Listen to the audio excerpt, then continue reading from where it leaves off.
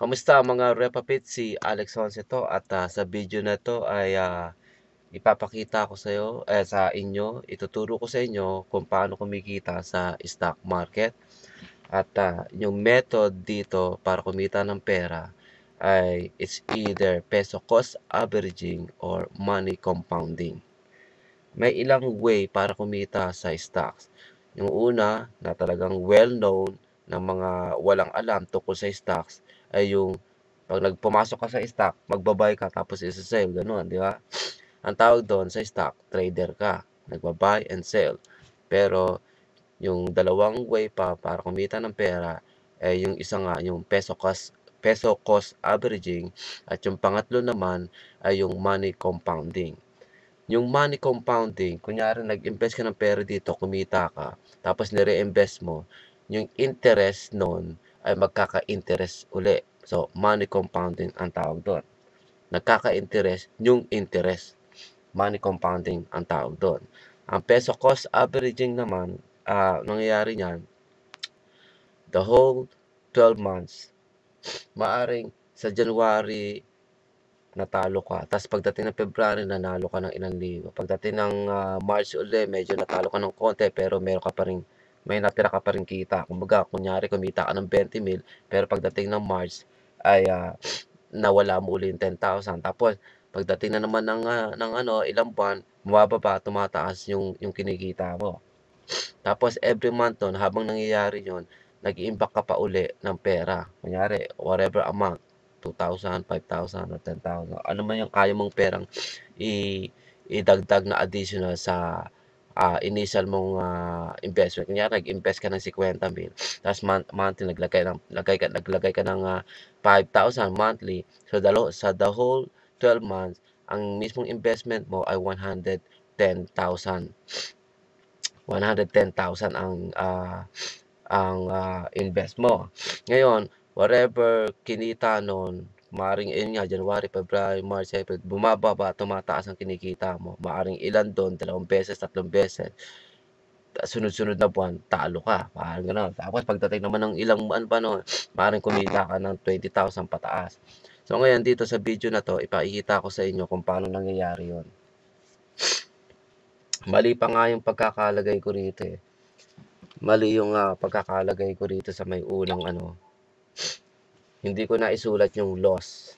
Dapat pala ay magiging ano na lang to, 42,000 dito sa may February. Pero ganito, i-explain ko na lang na wala na kasi yung ko eh. Yung malaman kung nasa yung panulat ko eh. So, halimbawa, new investor ka at gumawa ka na ng research, ganyan, kahit paano nakakaintindi ka na. So, ngayon, pagbaguhan ka, ganito na mangyayari. Meron kang pera, 50,000. Ininvest mo sa month of January. Nag-invest ka ng pera. 50,000 January. So, yan sa 50,000 na yan, maaring isang stock lang yung binili mo, ininvest mo lahat ng pera doon. Pero hindi smart move yung kinakailangan i-diversify mo yung stock na kinukuha mo. Ibig sabihin ng diversify ay kailangan ilagay mo yung yung mga sundalo mo sa iba-ibang klaseng area. Para para kasi hindi naman pupuwedeng naandito ka, ta's yung kalaban mo siyempre alam niyang naandiyan ka, 'di pupunta sila dito para makadaan sila sa kung saan, para makasingit sila, para makadaan sila sa kung saan sila pupunta o whatever, o para mayari yung kuta yung mo, yung base mo, 'di ba? So gagawin mo, mag-abang ka dito, mag-abang ka dito, mag-abang ka dito, mag-abang ka diyan, 'di ba? Mag-abang ka sa halos lahat ng way na puwedeng hindi makalagpas yung kalaban mo. So, diversification ang nangyayari. So, kasi kung maglalagay ka nga lang sa isang kumbaga tinatawag nga nila, don't put all your egg in one basket. Kinakailangan maglagay ka lang ng konti diyan, maglagay ka ng konti sa another basket para gano'n. Para kung meron mang uwak o meron mang kung sinong kulok nakakain ng itlog na 'yon, meron ka pang ibang itlog sa ibang basket, 'di ba? So, kailangan diversify mo yung stocks na binibili mo. So, sabihin na natin January nag-invest ka 50,000. Tapos at that month, ang per share nung mga stocks na kinuha mo halimbawa ay 1 peso a share. So sa 50 mil mo, makakabili ka ng 50,000 shares. Ngayon, pagdating ng February, ang kada share ay inabot ng 85 cents lang a share. 85 cents lang a share. Bali lang sulat ko dito pero ganito ang ano. So, kahit hindi ko nasundan to, sa mangyayari ngayon nun, sa 50,000 mo, makakabili ka ng 58,823 shares. Ngayon, halimbawa ganun yung naging pera mo yung by February, pagdating naman ng March, nandun pa rin yung 50K mo. Tapos, ang nangyari naman nun, by March, ang naging per share ng stocks ay 1 peso and 10 centavo. So, yung 50,000 mo, makakabili lang ng 4,455 shares. Pero, kung titignan natin yung previous month versus dito sa March, yung previous month, 85 cents lang kada share. Na kung saan meron kang 58,000 megit na nabili. Pero pagdating ng March, naging 1 peso and 10 cents. So, gagawin mo ngayon, 1 peso and 10 cents minus 85. Whatever sumobra doon, iyon ay magsisilbing kita mo. Which is ito, 35 cents. Ang liit, diba? Ang liit, 35 cents. Pero wait till you multiply this sa kung anumang share na hawak mo. Kasi sa month of March, may 50,000 ka kunwari. Kahit sabihin pa natin 1 peso and 10 cents a share siya, nakabili ka naman ng 45,454. So, mangyari, itong sumobrang pera dito, kasi 85 mo lang binili, tapos tumaas yung presyo na ng 110. So, mangyayari ngayon, i-minus mo kayo yung previous na 85 sa 110, may sumobang 35. So, i-times mo ngayon ng 45,454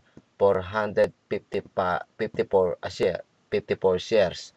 So, mangyayari ngayon, kumita ka ng 15,908 and 90 cents. Ayan.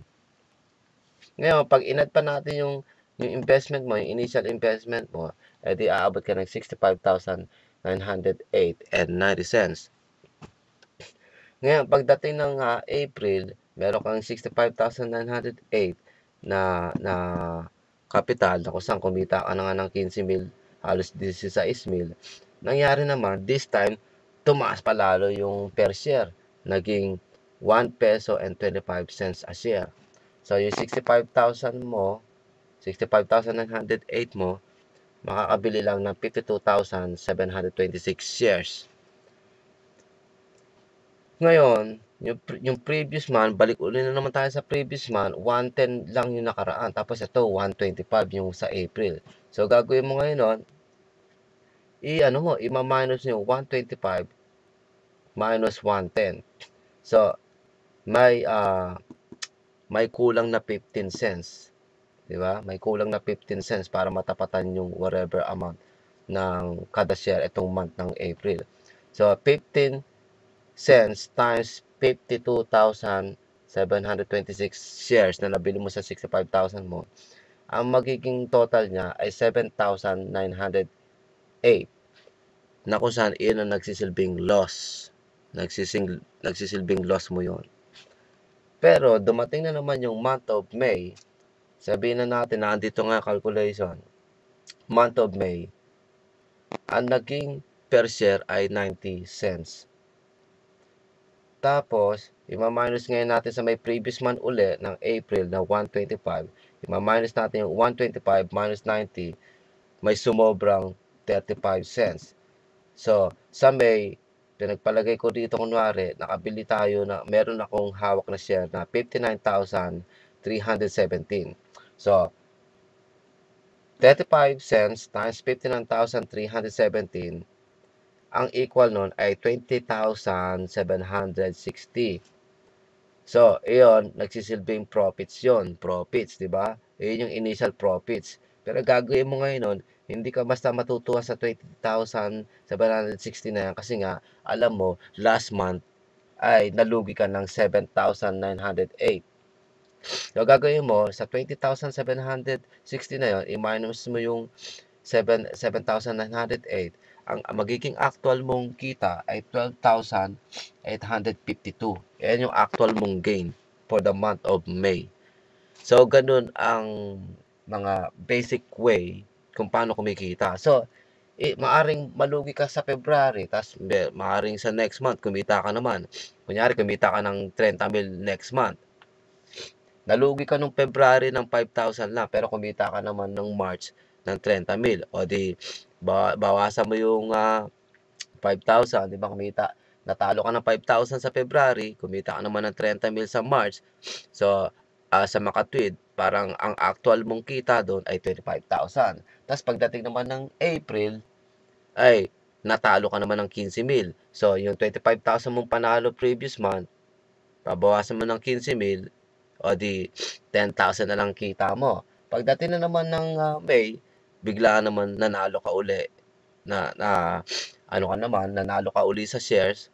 Tumaas na naman yung ano mo, na kung saan nasa 7,000 lang. So, 10,000 mo magiging 70,000 na profits mo. So, every month, pag nagano, tumataas bumaba yung mga kinikita mo monthly, the whole 12 months magpe-peso cost averaging ang mangyayari nun, peso cost averaging. So, 50,000 ang initial mong investment, tapos monthly ka pa naglalagay ng kunyari ka 5,000 or whatever amount, mas lalaki pa ang pera mo the whole 12 months. Hindi lang kunyari, kung 5,000 nilalagay mong pera each month, sa loob ng 12 months, that's 60,000. I-plus mo yung initial mong investment na 50,000, so magiging 110,000, 'di ba ang pera mo? Pero since kumikita ka nga ng minsan, natatalo ka ng ilang libo, pero nananalo ka naman 20,000, ganito ganyan, pataas. So, nababawi yung mga previous mong natalo, or maaring matatalo yung mga previous mong kinitang malaki. Hindi mo alam, hindi mo mape-predict kung anong mangyayari sa the whole 12 months. Pero sa ganitong paraan, kahit papaano, hindi ka agad malalagas. Hindi katulad yung magiging trader ka sa stock. Pag mali yung pagbili mo, tas mali rin yung pagbenta mo, malalagas yun, malulusaw, mawawala, mawawash out yung puhunan mo. Hindi katulad dito, peso cost averaging ang ginagawa mo. Every month, every 12 months, peso cost averaging ang ginagawa mo. Pero kung mag-i-stay ka dito sa stock na to, ng like 10 years pataas, money compounding naman ang magiging method na tinitira mo. While, yun nga, may part din na peso cost averaging. Yung money compounding, yung investment mo, magkakaroon ng interest. Tapos sa the second time na nilagay mo yung pera mo, in-invest mo, so basta hindi mo pinull out yung pera mo, so yung investment mo at saka yung interest mo, magkaka-interest. Yung interest mismo, magkaka-interest pa uli, di ba? So, yan ang money compounding.